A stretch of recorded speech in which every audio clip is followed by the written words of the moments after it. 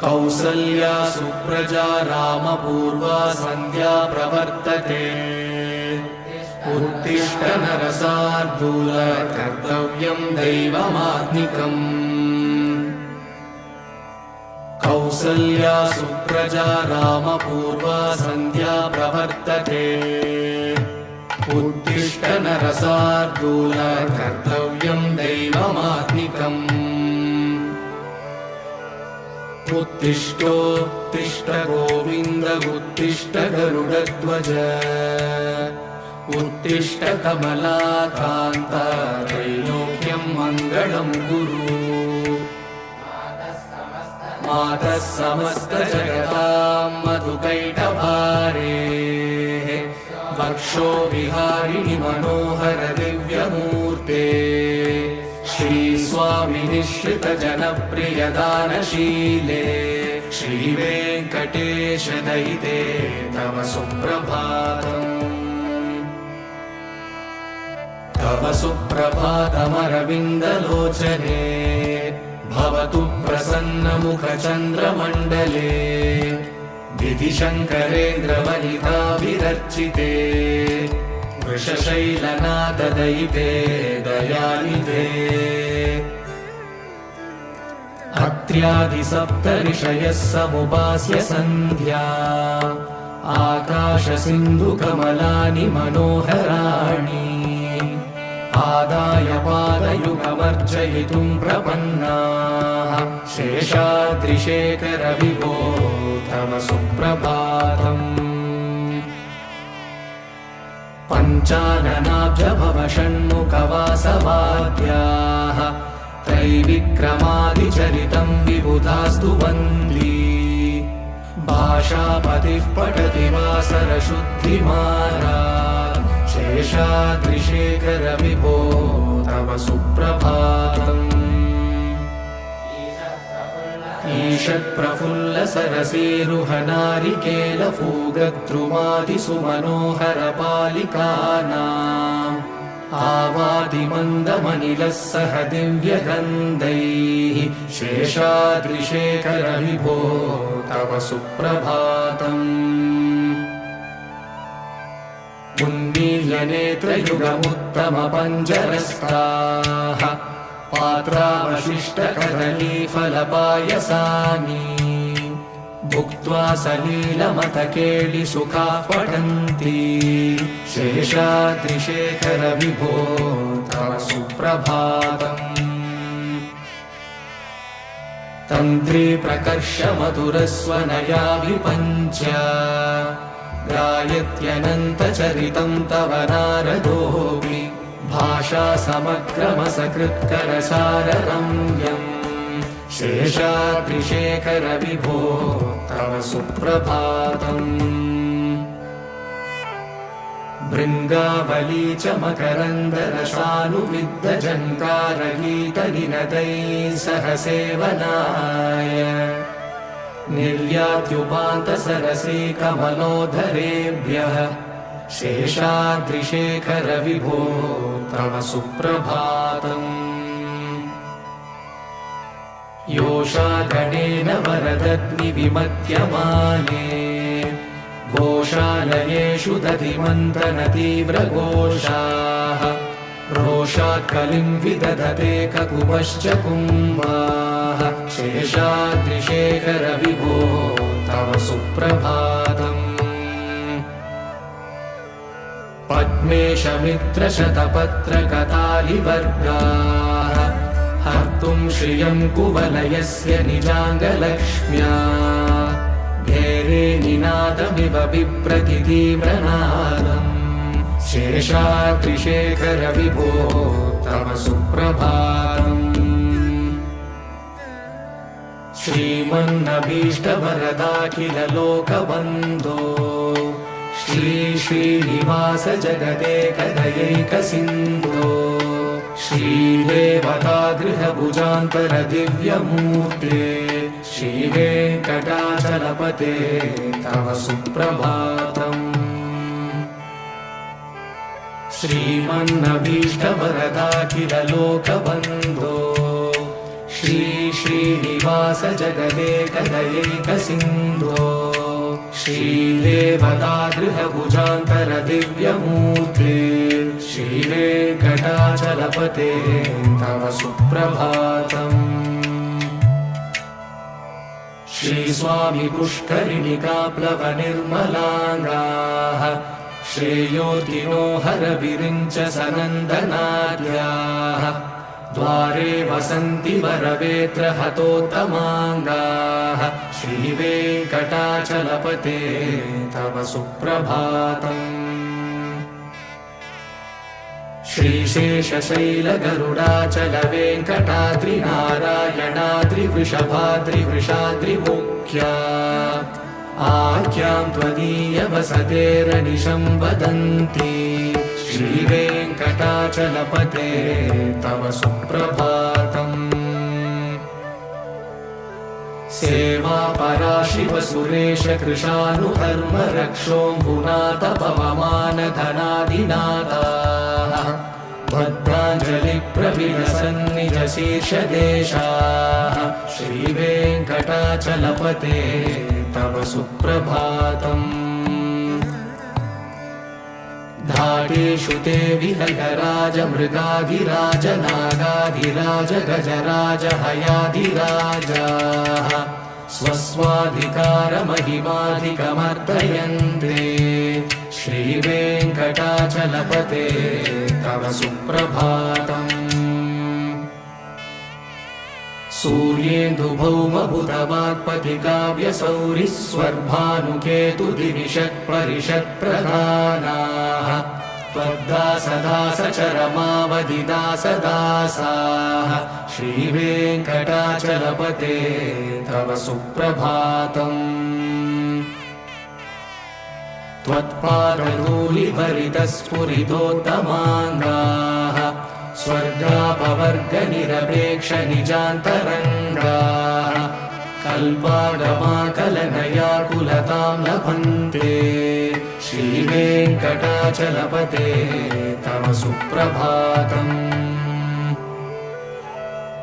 त्वद्गोपुराग्रशिखराणि निरीक्षमाणाः स्वर्गापवर्गपदवीं परमाश्रयन्तः मर्त्या मनुष्यभुवने मतिमाश्रयन्ते श्रीवेङ्कटाचलपते तव सुप्रभातम्। श्रीभूमिनायकदयादिगुणामृताब्धे देवादिदेव जगदेकशरण्यमूर्ते श्रीमन्ननन्तगरुडादिभिरर्चिताङ्घ्रे श्रीवेङ्कटाचलपते तव सुप्रभातम्।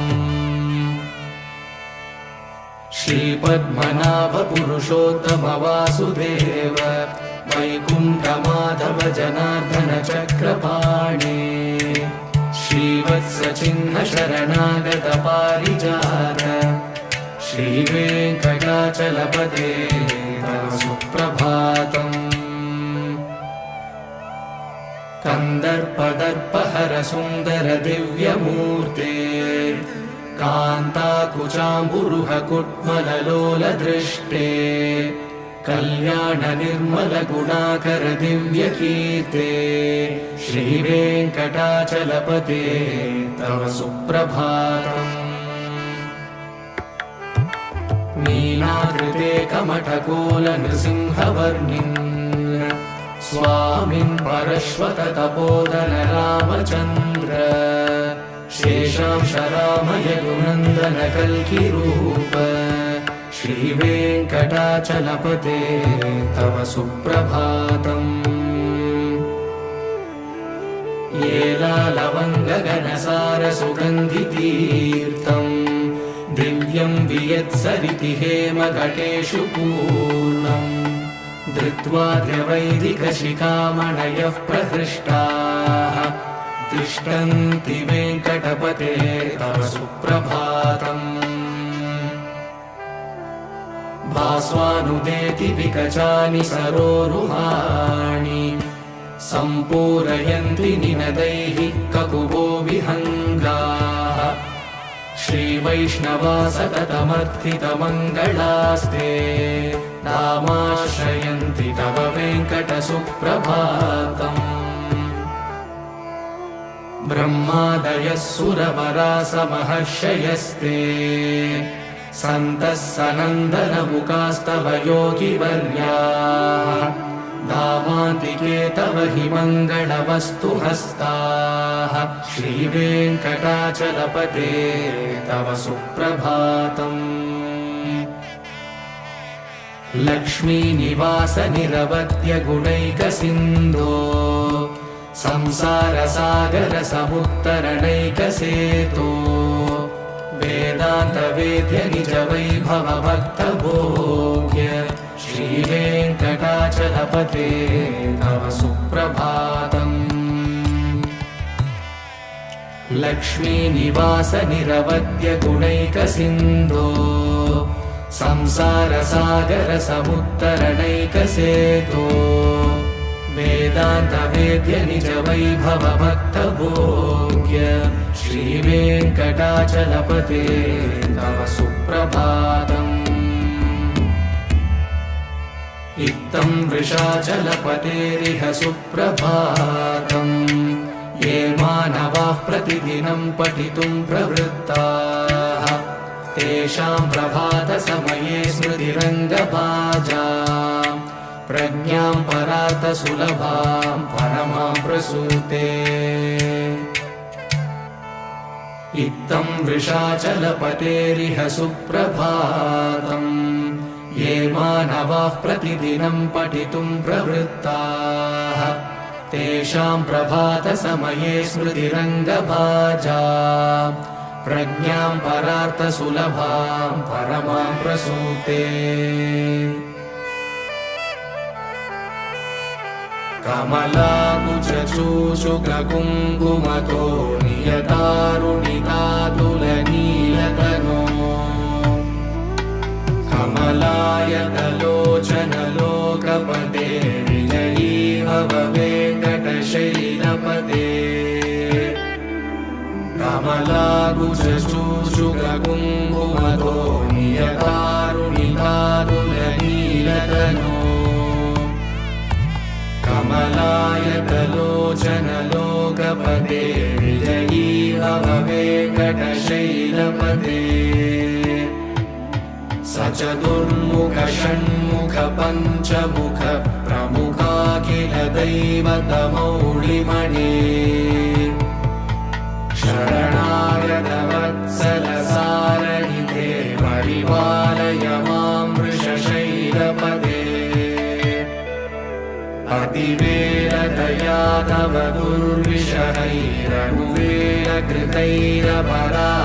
दुर्विषहैरनुवेलकृतैरपराधशतैः भरितं त्वरितं वृषशैलपते परया कृपया परिपाहि हरे अधिवेङ्कटशैलमुदारमते जनताभिमतादिगदानरथात् परदेवदयागतितानि रमयि कमलादयितान्नवरं कलये कलवेणुरवावशको भवतु शतकोटिहृता स्मरकोटिसमात् प्रतिवल्लभिकाभिमतासु कदा वसुदेवसुतान्नवरं कलये अभिरामगुणाकरदाशरथे जगदेकधनुर्धर धीरमते रघुनायक राम रमेश विभो वरदो भवदेवदया जलधे अवनीतनया कमनीयकरं रजनीचरचारुमुखाम्बुरुहम् रजनीचरराजतमो मिहिरं महनीयमहं रघुराममये सुमुखं सुहृदं सुलभं सुकृतं स्वनुजं च सुखाय ममोघशरम् अपह सहाय रघुत्वहमन्यमहं न कथञ्चन कञ्चन जातु भजे विना वेङ्कटेशं ननाथो ननाथः सदा वेङ्कटेशं स्मरामि स्मरामि हरे वेङ्कटेश प्रसीद प्रसीद प्रियं वेङ्कटेश प्रयश्च प्रयश्च विना वेङ्कटेशं ननाथो ननाथः सदा वेङ्कटेशं स्मरामि स्मरामि हरे वेङ्कटेश प्रसीद प्रसीद प्रियं वेङ्कटेश प्रयश्च प्रयश्च अहं दूरदृष्टे पदाम्बोजयुग्म प्रणामे च यागत्य सेवां करोमि सकृत्सेवया नित्यसेवाफलं त्वं प्रयश्च प्रयश्च प्रभो वेङ्कटेश अज्ञानिना मया दोषान् शेषान् विहितान् हरे क्षमस्वत्वं क्षमस्वत्वं शेषशैलशिखामणे अज्ञानिना मया दोषान् शेषान् विहितान् हरे क्षमस्वत्वं क्षमस्वत्वं शेषशैलशिखामणे ईशानां जगतोऽस्य वेङ्कटपतेर्विष्णोर्परां प्रेयसीं तत्वक्षस्थलनित्यवासरसिकां तक्षान्तिसंवर्धिनी पद्मालङ्कृतपाणिपल्लवयुगां पद्मासनस्तां श्रियं वात्सल्यादिगुणोज्ज्वलां भगवतीं वन्दे जगन्मातरम् ईशानां जगतोऽस्य वेङ्कटपतेर्विष्णोर्परां प्रेयसीं तत्वक्षस्थलनित्यवासरसिकां तक्षान्तिसंवर्धिनी पद्मालङ्कृतपाणिपल्लवयुगां पद्मासनस्तां श्रियं वात्सल्यादिगुणोज्ज्वलां भगवतीं वन्दे जगन्मातरम् श्रीमन्कृपाजलनिधे श्रितसर्वलोकः सर्वज्ञशक्तनथ वत्सल सर्वशेषिन् स्वामिन् सुशीलसुलभाश्रितपारिजात श्रीवेङ्कटेश शरणं शरणं प्रपद्ये श्रीमन्कृपाजलनिधे श्रितसर्वलोकः सर्वज्ञशक्तनथ वत्सल सर्वशेषिन् स्वामिन् सुशीलसुलभाश्रितपारिजात श्रीवेङ्कटेश शरणं शरणं प्रपद्ये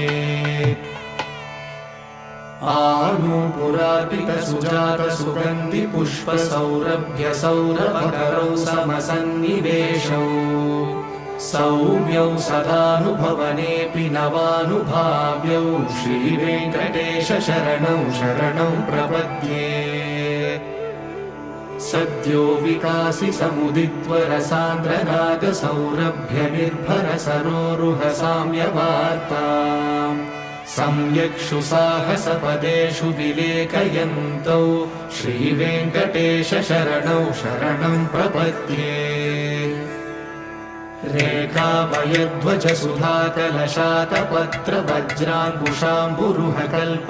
रेखाभयध्वजसुधाकलशातपत्रवज्राङ्कुशाम्बुरुहकल्पकशङ्खचक्रैः भव्यैरलङ्कृतकलौ परतत्त्वचिह्नैः श्रीवेङ्कटेश शरणं शरणं प्रपद्ये ताम्रोदराद्युतिपराजितपद्मरागौ बाह्ये महोभिरविभूतमहेन्द्रनीलौ उद्यन्यकांशुभिरुदस्तशशाङ्कभासौ श्रीवेङ्कटेश शरणं शरणं प्रपद्ये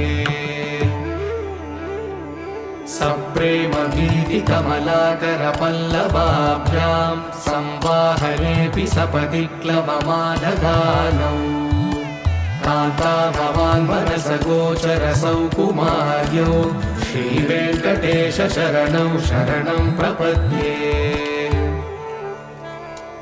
लक्ष्मीमहीतदनुरूपनिजानुभावनीलादिदिव्यमहिषीकरपल्लवानाम् आरुण्यसङ्क्रमणतः किल सान्द्ररागौ श्रीवेङ्कटेश शरणौ शरणं प्रपद्ये नित्यानमद्विति शिवादिकिरीटकोटिः प्रत्युक्तदीप्तनवरत्नमहः प्ररोहैः नीराजनाविधिमुदारमुपाददानौ श्रीवेङ्कटेश शरणौ शरणं प्रपद्ये विष्णोपदे परम इत्युदितः प्रशंसौ यौ मध्ववुत्स इति भोग्यतयाभ्युपातौ भूयस्ततेति तव पाणितलः प्रदिष्टौ श्रीवेङ्कटेश शरणौ शरणं प्रपद्ये पार्थाय तत्सदृशसारथिना त्वयैव यौ दर्शितौ स्वचरणौ शरणं व्रजेति भूयोऽपि मह्यमिह तौ करदर्शितौ ते श्रीवेङ्कटेश शरणौ शरणं प्रपद्ये मन्मूर्तिकालियफणे विकटाटवेषु श्रीवेङ्कटाद्रिशिखरे शिरसिश्रुतीनाम् चित्तेऽप्यनन्यमनसां सममाहितौ ते श्रीवेङ्कटेश शरणौ शरणं प्रपद्ये अम्लानहृष्यतवनीतलकीर्णपुष्पौ श्रीवेङ्कटाद्रिशिखराभरणायमानौ आनन्दिताखिल मनोनयनौ तवैतौ श्रीवेङ्कटेश शरणौ शरणं प्रपद्ये प्रायः प्रपन्नजनता प्रथमावदाह्यौ मातुस्तनाभिव शिशोरमृतायमानौ प्राप्तौ परस्परतुलामतुलान्तरौ ते श्रीवेङ्कटेश शरणौ शरणं प्रपद्ये सत्त्वोत्तरैः सततसेव्यपदाम्बुजेन संसारतारकदयाग्रदृगञ्जलेन सौम्योपयन्तृमुनिनामवदर्शितौ ते श्रीवेङ्कटेश शरणौ शरणं प्रपद्ये सत्त्वोत्तरैः सततसेव्यपदाम्बुजेन संसारतारकदयाग्रदृगञ्जलेन सौम्योभयन्तृमुनिनामवदर्शितौ ते श्रीवेङ्कटेश शरणौ शरणं प्रपद्ये श्रीशश्रिया घटिकया त्वदुपाय भावे प्राप्ये त्वयि स्वयमुपेयतया स्फुरन्त्या नित्याश्रिताय निरवद्य गुणाय तुभ्यं शां किङ्करो वृषगिरीश न जातु मह्यम्